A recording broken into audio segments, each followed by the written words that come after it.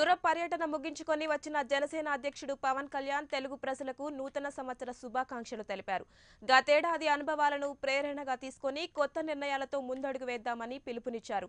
నేటి నుంచి విజయవాడ కేంద్రంగా పార్టీ కార్యకలాపాలపై పవన్ దృష్టి సారించనున్నారు.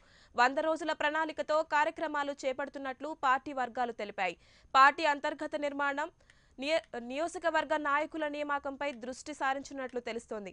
ఇప్పటికే రాష్ట్ర వ్యాప్తంగా గుర్తించిన ప్రజా సమస్యలపై పోరాటం ఉధృతం చేసేందుకు జనసేన నేతలు సమాయత్తమవుతున్నట్లు సమాచారం.